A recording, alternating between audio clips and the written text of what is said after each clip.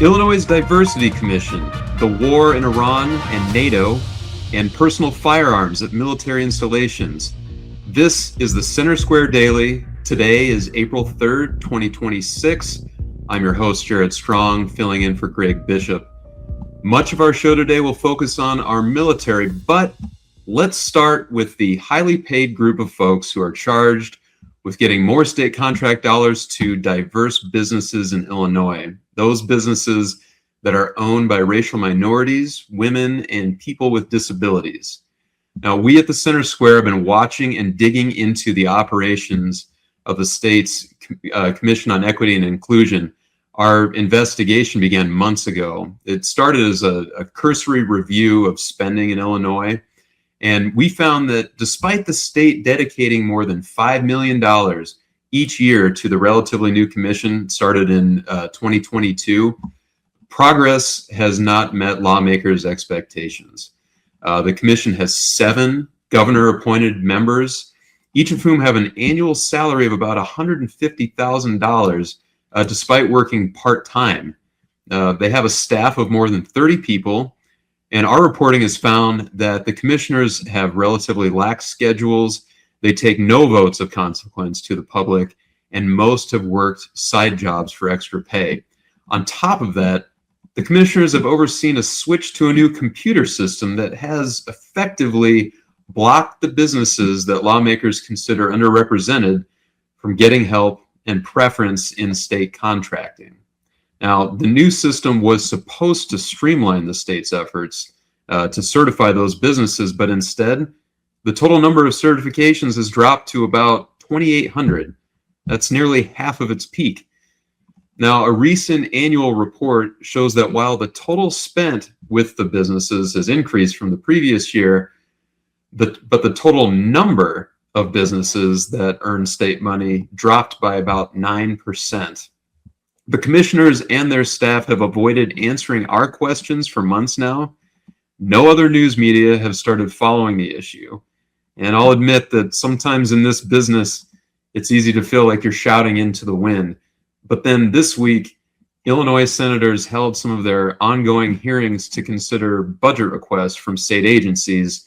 And on Wednesday, it was the commission's turn. Now, it became clear right away that there was a lot of unhappiness among lawmakers directed toward the commissioners. Senator Chapin Rose, the Republican Minority Caucus whip, he cited the Center Square's reporting when he questioned the high pay for part-time work and along with the backslide in certifications. Other commissions that pay this much money typically are required to work full-time, but yet we've gone, as you noted, like 5,400 certified businesses. Over a year ago, we're down to 2,800. So, respectfully, in the face of it, the commission is charged with all these things that you just talked about, but we've lost half of our vendors, and yet you're some of the highest paid people in the state. Yeah, and it's not just Republicans who are upset. I'm not sure of how many Republicans supported creating this commission, back in 2022, but it was certainly it was an effort led by Democrats. But even the Democrat leader of this committee that held the hearing on Wednesday, Senator Sims, he had no nice words for the commission. I know you say we're heading in the right direction, but I'm telling you that business owners that we are talking to are not saying that. They are not saying we're heading in the right direction. They're not saying that things are looking better. They're saying consistently things are looking worse. Now, I know you and the team are attempting to do great work on outreach, etc. I'm telling you that it is not translating to businesses. Yeah, so the commission is asking for about $5.6 million for the next fiscal year. It's unclear whether that's how their funding will be set.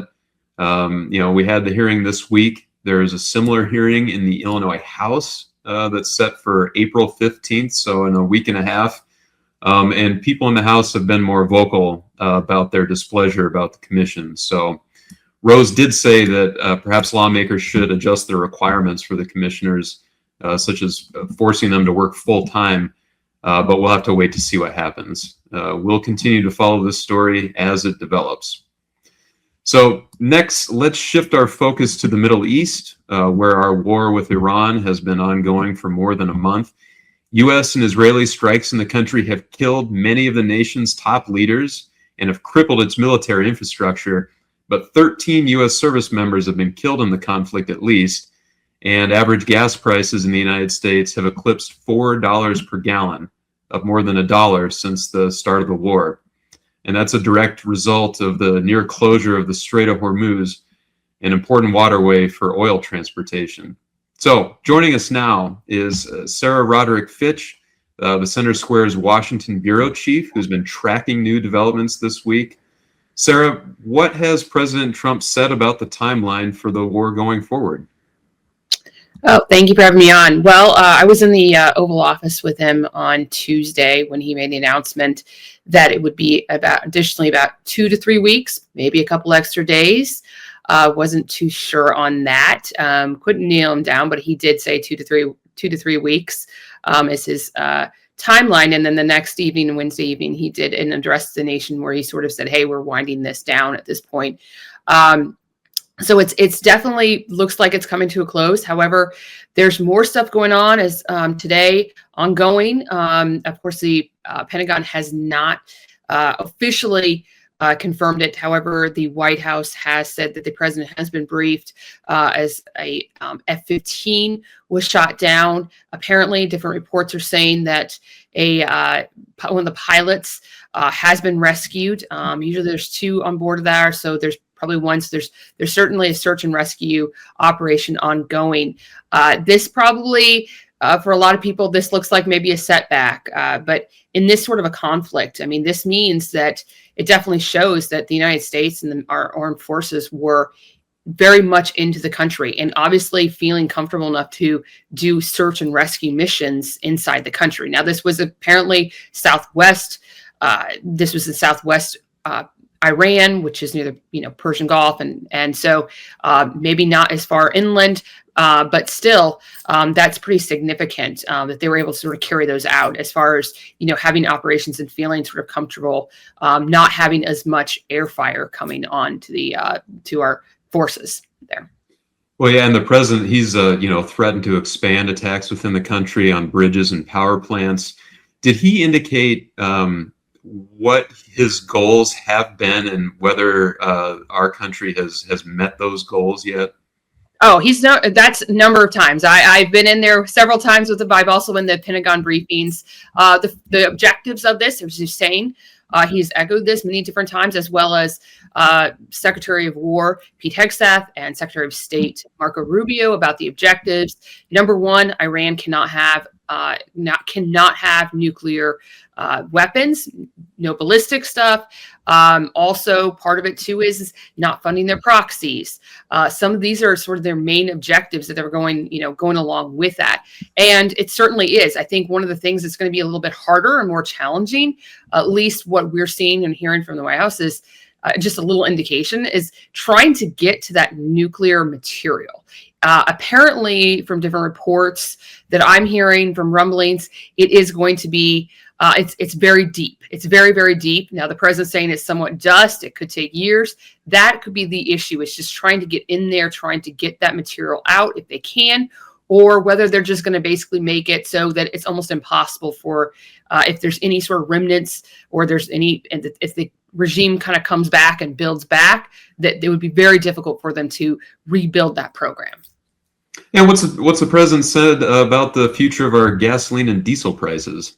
He has been optimistic about it. He says that once he was saying that the other day in the Oval Office, that as soon as this ends, it's going to go back down. He mentioned about how much oil we produce. We don't really need, he has said this, we take in less of 1% 1% from the Strait of Hormuz.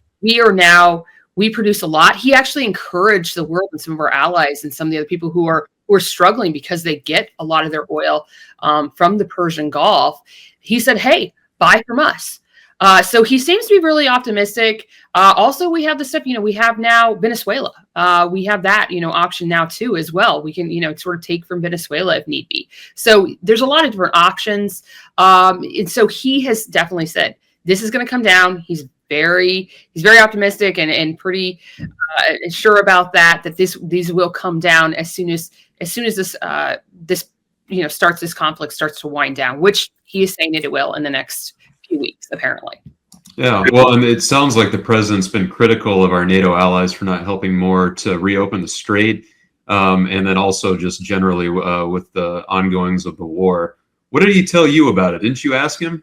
I did. I asked him a couple weeks ago. Again, there was a bilateral in the Oval Office with the Taoiseach of Ireland, the Prime Minister. This was St. Patrick's Day. I asked him point blank, are you rethinking some of these relationships with these NATO countries? Are you considering pulling out, withdrawing from NATO?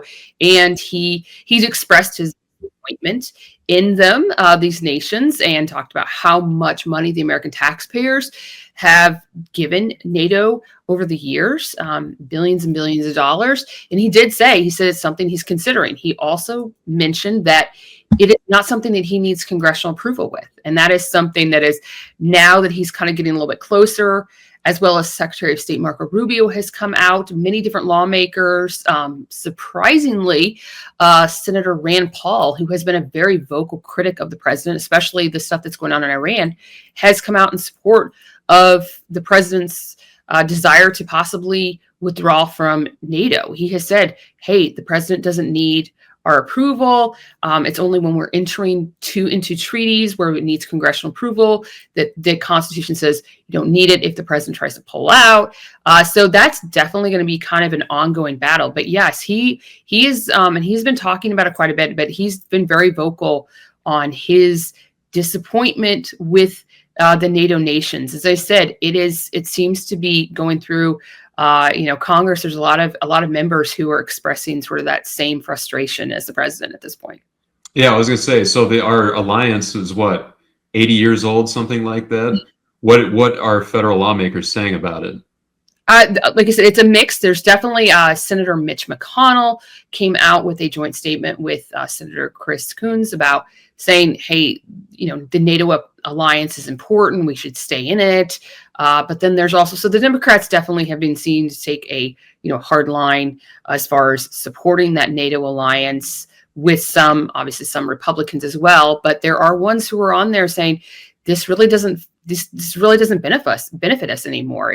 They're not helping us in our efforts. And it's not just that, it's not just helping us, but there's been some countries, for instance, Spain, France, Italy, have said, no, we can't use the bases. They have closed the airspace, not allowing us, not even asking them to carry out missions or strikes. Just, hey, can we use our bases to carry out these strikes?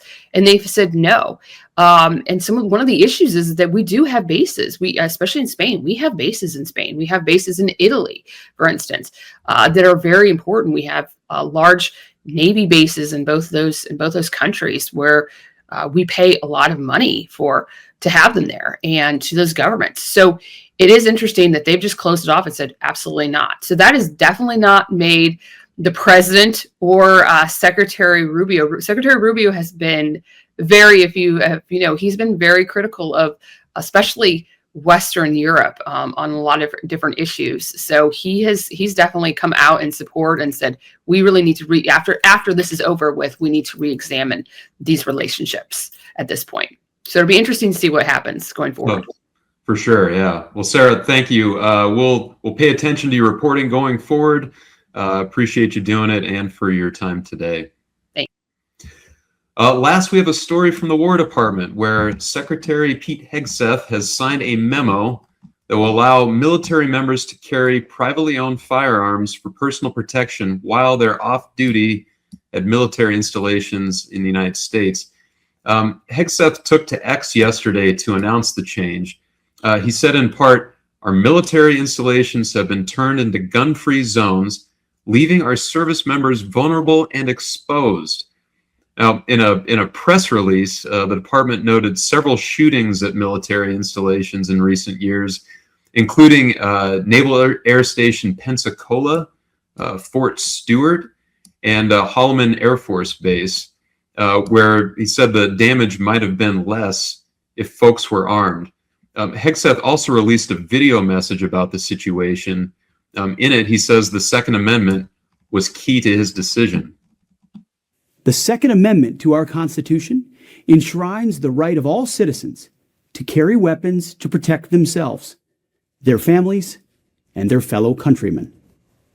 The War Department's uniformed service members are trained at the highest and unwavering standards. These warfighters, entrusted with the safety of our nation, are no less entitled to exercise their God-given right to keep and bear arms than any other American.